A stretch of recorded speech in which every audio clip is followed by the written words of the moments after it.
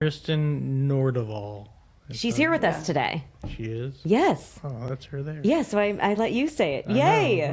You never introduce people. This is great. Hard. Welcome to The Secret Life of Parkinson's, a podcast created by people living with Parkinson's to help break the stigma of a disease no one likes to talk about. Now, here are your hosts, Jessica Krauser and Brian Baker.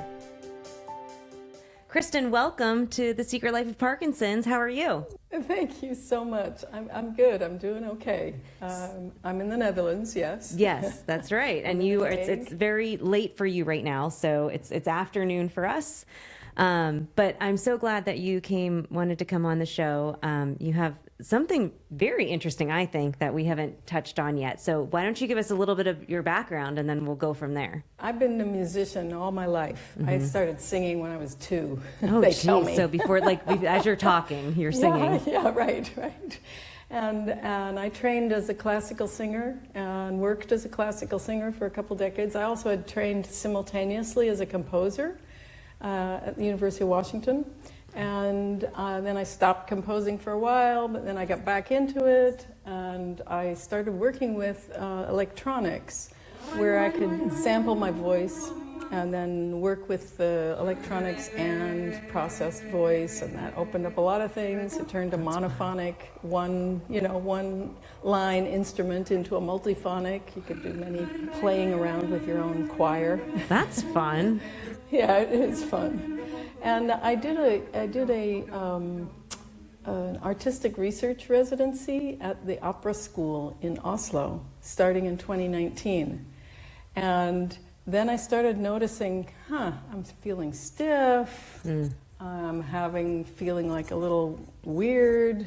I'm having memory issues. And then I developed a tremor, and I went to the doctor, and she was saying, these things, you're getting old, You're getting old, it's stress. Yeah, exactly.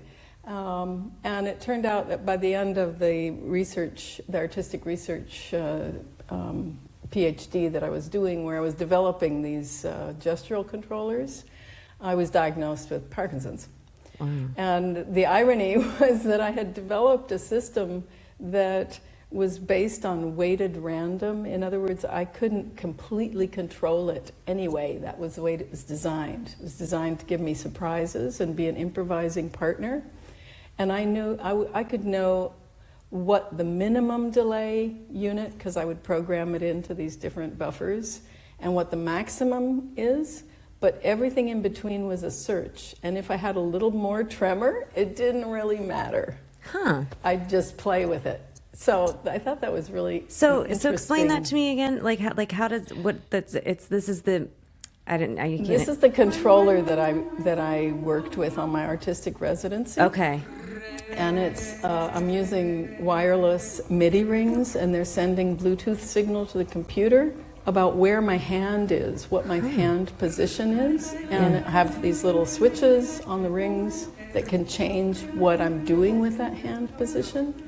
And so then I could get away from the computer and just process my voice completely free in the space, move around, move my arms, and kind of bring the music out of the air, out of nothing.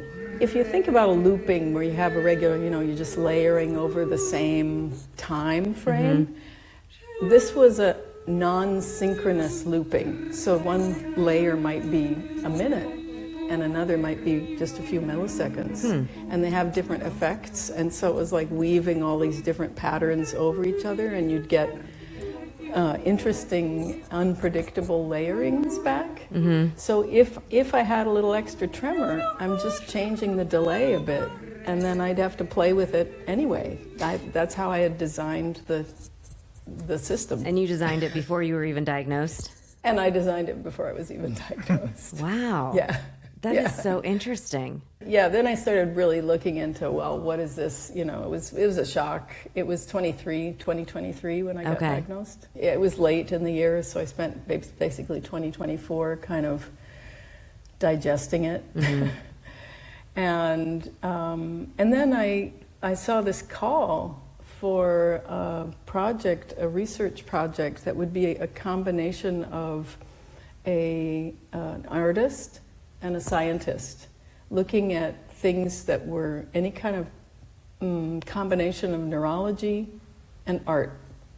And then I thought, well, I have to find a neuroscientist to work with me, because I wanted to really see, well, what was going on in my whole body and my system when I was feeling things that were so micro, but that wouldn't have been something that a doctor would have diagnosed as Parkinson's, but I could feel that it wasn't right.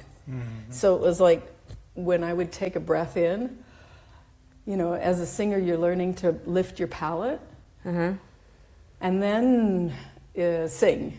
And when I would breathe in, take a deep breath in, I felt like my palate was uneven. It wasn't opening the same on the left as the right. And that was like teeny, you know, micro movement, right? And that is because of Parkinson's. Yeah, I'm sure it is. And it was because it's the left side is my Parkinson's side. And I could feel my articulation was more difficult. And I, you know, all the micro things of what you're doing with your tongue, with your lips, with your face, to make a good articulation, to be understood when you're singing. Yeah. And what, some other things. I was having trouble with pitch, and I'd never had trouble with pitch. And it felt like my tongue was kind of like tremoring. So I found a neuroscientist, Dr. Giovanni Battistella, and he was willing to work with me to make a pitch, an application to the Renee Fleming NeuroArts Investigator Awards. And we were lucky, and we got chosen to be one of 9 groups. She funded 9 groups in 2025. Yeah. Wow, that's awesome. Yeah. So did you guys already do the project, or? We've done part of it. It takes a long time. I mean, this is a crazy, totally new thing. Like nobody has ever done this before. It sounds like it. I haven't heard of this yet before. But it was the thing that Giovanni Battistella, the thing he was really interested to find out was what are the brain networks doing when you sing? And he said, you know, there's like 100 different communication things that are going on in your brain when you're singing a little phrase. And he said, we're going to have you sing. I mean, I had to be the guinea pig, right? Yeah. to figure out the protocol. So singing in an MRI with these short little phrases, like 4 seconds long, that you'd have to repeat for 3 minutes. And I'll give you an example of like one of them. I worked with the voice teacher that I'm working with, to find things that would kind of suss out different kinds of movements of the palate and the tongue. So one that was using a lot of back of the tongue and a lot of palate motion was give huge cans of Coca-Cola, give huge cans of Coca-Cola. So it was a little higher, but anyway, we were singing that repeated for 3 minutes.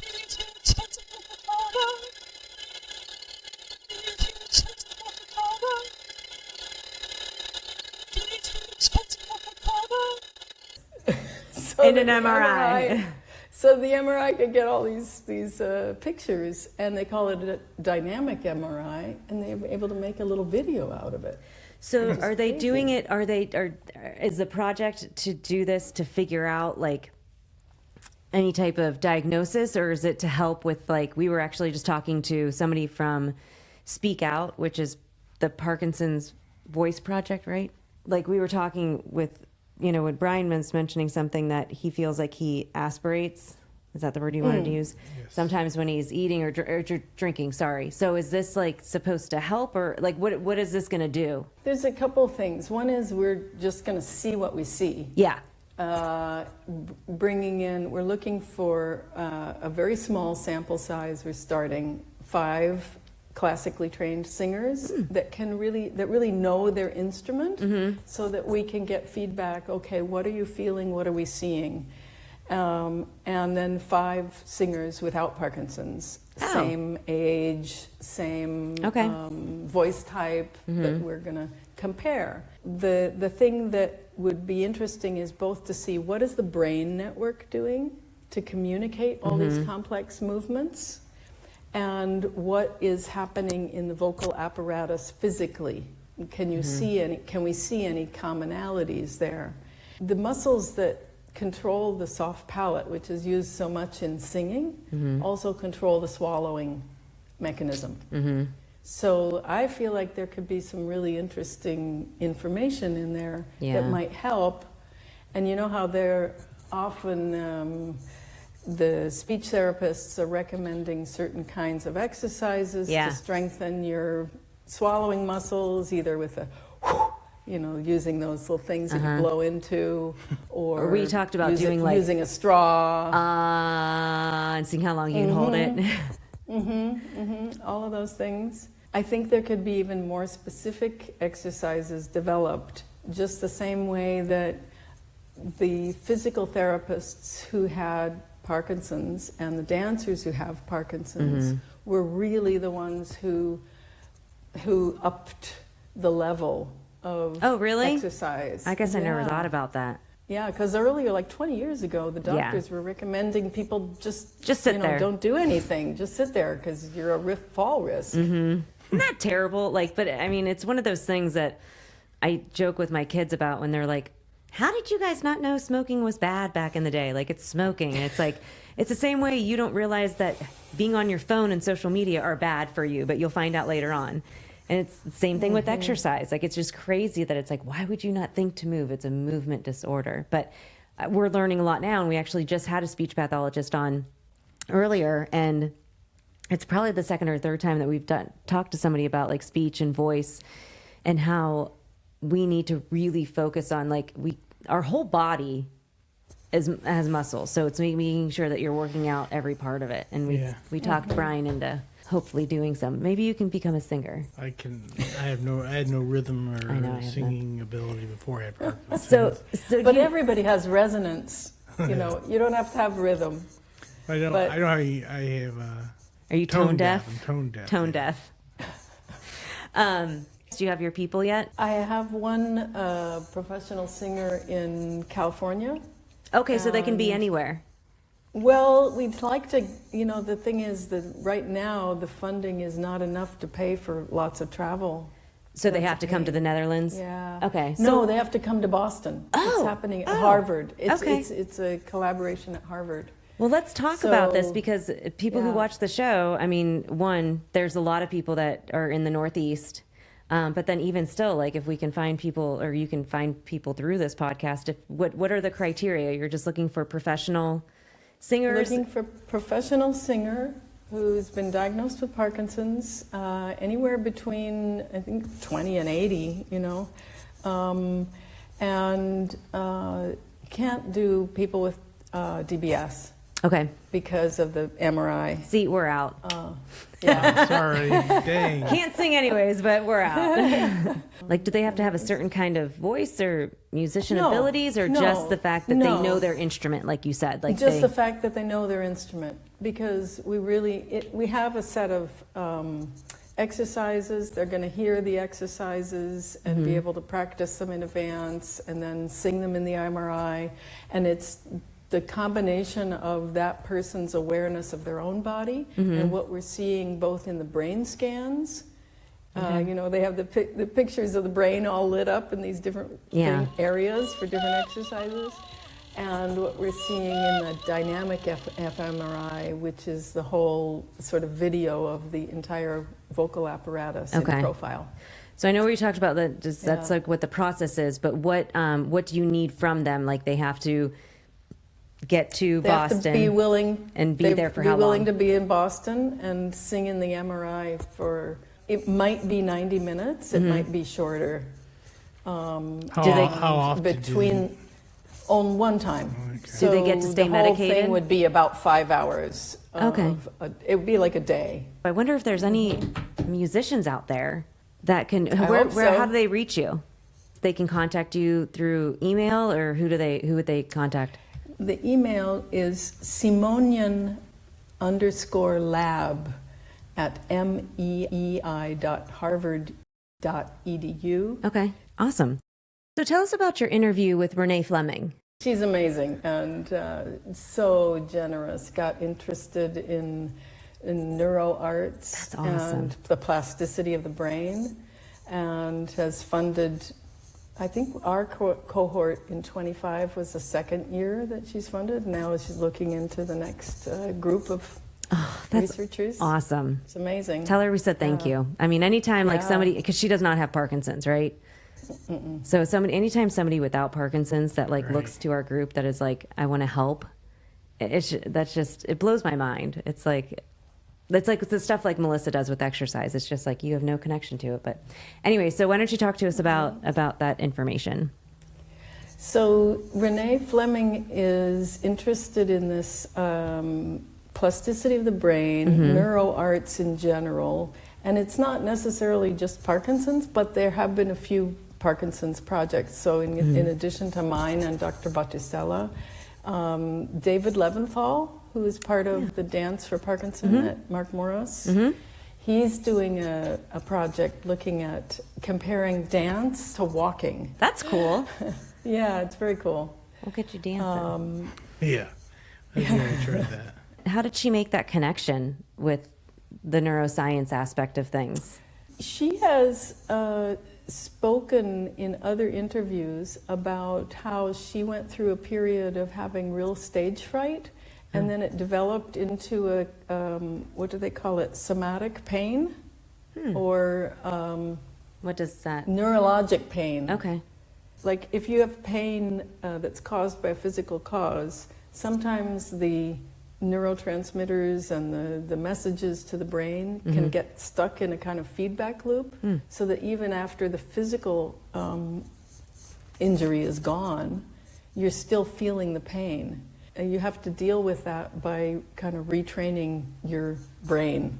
God, I feel like I've heard this so many times today, which is awesome that like we're hearing the same thing over and over of like you have to retrain your brain, and the fact that it is possible. So how is the tool that you created, is that helping anybody? Like, so you're talking about my gestural controllers? Yeah. Yeah. Okay. I call this the expanded vocal improvising instrument. And I was kind of a tip of the hat to a wonderful composer who was a mentor for me, and I worked a lot with her, Pauline Oliveros, and she worked with a processing system that she called the expanded instrument system. So I've been using it in concert, and both solo works, chamber things where I'm improvising with it. I taught it to 2 other singers and used it in an opera that I wrote and performed in Oslo.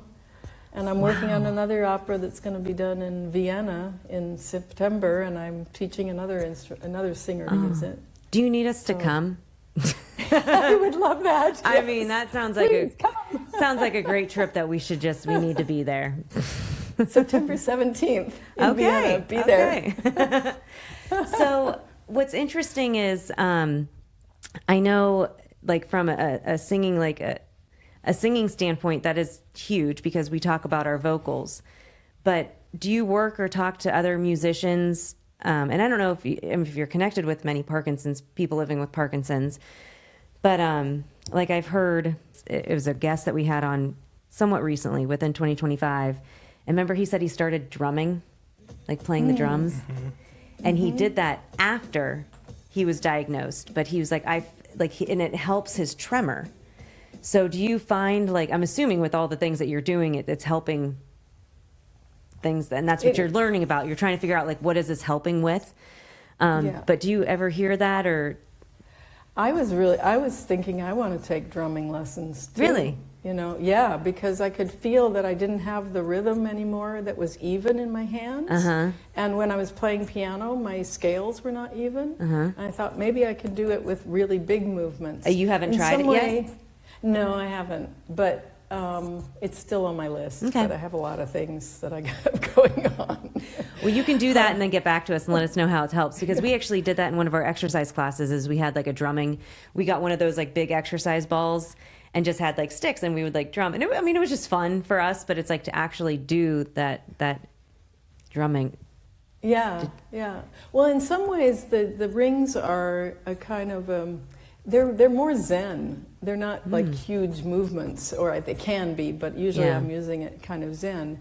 And what I was discovering is that if I started having a tremor, sometimes I could just switch my hand a little bit into a different position, and it would kind of settle down. I do that a lot. Like, did you ever notice that? Like, if you're shaking, or like, I do it like with my feet, and it's like if I'm shaking, it's like I move and I'll like switch positions or whatever, and it might last only like a couple seconds if I'm off, but if I'm on, I swear it's like sometimes I feel like I tremor because it's like out of habit, and then if I change positions when I'm on, Right. and then I get back to normal. Do you ever feel like that? I have not. No, But I'm not tremor dominant. you're stiff. Yeah. Yeah, you have tremor though, right? You said earlier. I do. Okay. It's mostly in my hand, but I have the stiffness. I have the difficulty with my articulation in my face. But you have great. I mean, obviously, you know, being a singer and musician, but it's like you have great voice articulation. And isn't that supposed to help with your facial? Yeah, I'm grateful for my training, definitely.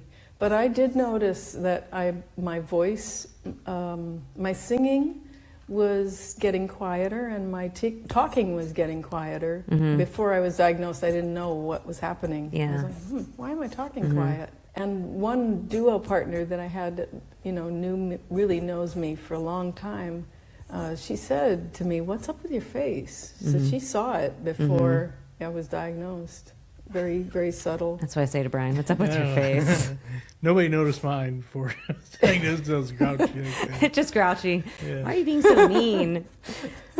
I was gonna say though, I like not knowing you obviously, but like I would not think that of your like your facial expression. I think it's really good, and that's I work on it. Yeah, no, but that's Now. good. Yeah, that's what we just got done talking to, like I said, to a speech pathologist, and we're gonna get hopefully Brian looking at that, and it's something we're all gonna have to do, because she's like, what'd she say? Like 90% of us living with Parkinson's will deal with swallowing issues, speech issues, and I'm like, okay, so that's kind of scary. So you're a step ahead. And I really would love to find ways to have some of these singing exercises maybe incorporated in just normal speech things. Yeah. Like here's a really funny thing. Was it huge Right? Cokes? You're gonna. Oh yeah. What was the? Give huge cans of Coca-Cola. Yeah. Give huge can of Coca-Cola. Very good. So that's what I should ask. This is a lot of back of the tongue. So what is your hope? What is your expectation that you'd love to see come from all of the work that you're doing on this right now? I would love to see if my hunches about what's going on in the vocal apparatus are correct, if there's some commonality between, and of course that's hard because everybody's so individual with Parkinson's anyway, and as a singer anyway. But I have talked to other singers, like the one in California and one here in the Netherlands, who also have said, yeah, I felt it with my palate, and I felt it with my articulation, and I'm not breathing as fully. Okay. So just to get more knowledge, really, from singers who know their bodies. And then I personally have a goal that I'd like to see if some of the exercises that I feel have really helped me might be incorporated in things. And there's some funny ones, like I'm going to make some weird sounds. I love it. Okay. There's if you breathe in like you're kind of snoring, right? You can feel the palate flipping, right? And I could feel where I wasn't as much on the left side, and then I could direct the air there. So you can really hang on, let me try. Yeah, because I don't feel it on the right as much. But how do you direct it there? You just think about it, and you're going to pull the air on that side. Try it. We're all doing I it. do this all night. Yeah. That is really interesting. Like, Isn't it? Yeah, because Yeah. I don't feel it as much over here, and I felt it a lot over here, so I'm right side. That's interesting. Yeah, but it's like to try. I mean, hang on, I want to do it one more time. Sorry. Wait. I get Just stuck really like trying. snore. Yeah, but Really I snore. get stuck trying to get it over here, Yeah. and I don't have a lot of breath capacity. Apparently, I can't breathe that long. Yeah, we're not as talented as. So, are you going to look at? Is this? I mean, obviously, I know why you're looking at people that don't have Parkinson's that sing, and then people with Parkinson's that sing. But what about people without Parkinson's, or with Parkinson's that don't sing? Does that do anything? You can still do all that kind of exercises, right? And I was warming up the Parkinson choir at Juilliard. Parkinson sometimes. choir? But like there's dance for PD, sing for PD. There was a choir. At where? Juilliard in Wow. New York. Yeah, so when I was in New York, I would go to the Sundays, and then sometimes I'd be asked to be the one to warm up the choir.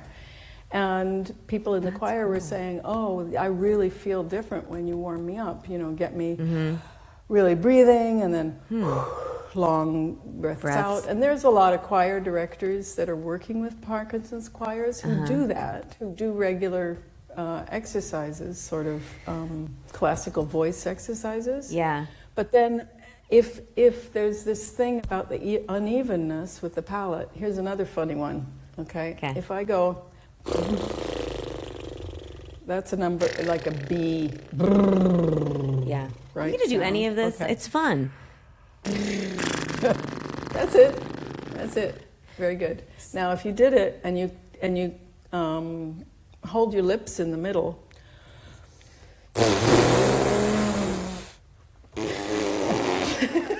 That's a really weird sound.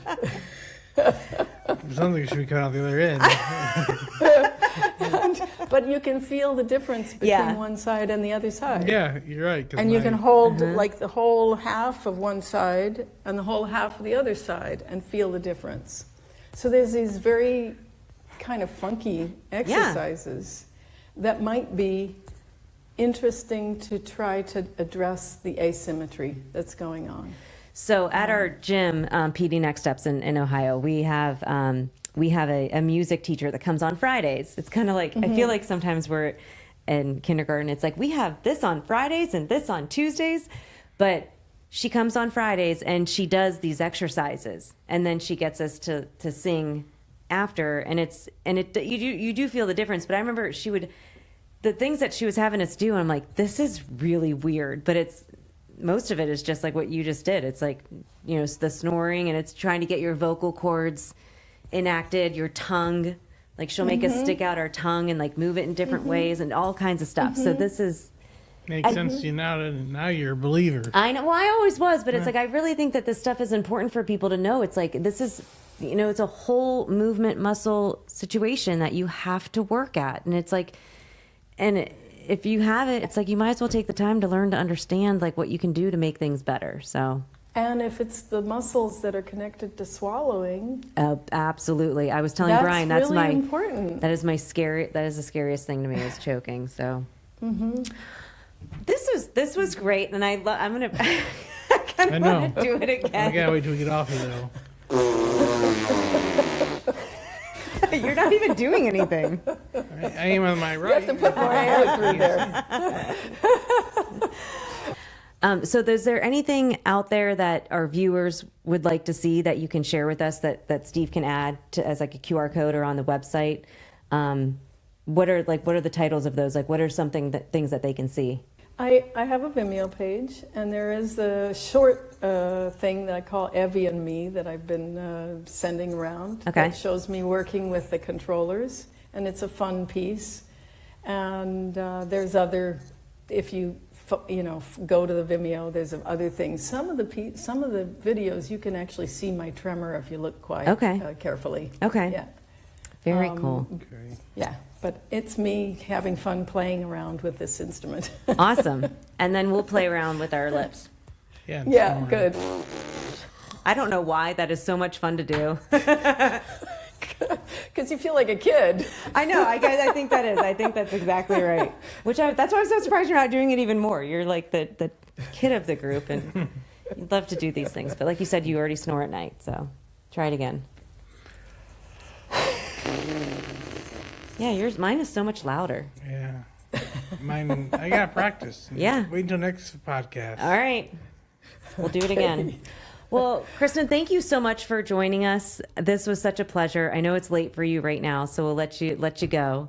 But thank you very much for Thank you. stopping Pleasure's mine. Yeah. Really. And you guys do such great work. I'm thank really you. super, super fan. Well, everybody that comes on, I love to say, like, you are helping changing the way people think about Parkinson's, because you are. Everybody, there's probably musicians out there that are watching, and those that aren't will start to know the importance of using your vocal cords, again, not just for singing and for speech, but for swallowing and many other things. So thank you. Yep. Thank you. Well, in our last 30 seconds, I will leave you all with this. Do some fun exercises this evening. You can snore, you can blow through your lips. And hopefully when we take a look at a couple things that Kristin has sent us and we check out her Vimeo page, there's other things that we can learn about. But definitely don't forget about your voice. It is very important, not just to talk to people, but for your swallowing situations, your swallowing issues that you may have. So with that, we will see you guys all next time. All right, I want to do it again. I am so good at that. First. Okay. I really don't have that much breath. Like I'm sucking in and I can't breathe. You know what the trick is? You have to breathe out first. Okay. You have to get rid of the breath you have. And then breathe in. Okay. See how much easier that is? Yeah. It is 4 o'clock for us. I know, I didn't get a nap like you did. Oh, but she's like nighttime. I know. Thank you so much. This was so much fun. My CPAP prevents me from Yeah, snoring. thank you so much. Have a great night. Have a great weekend. Thank you.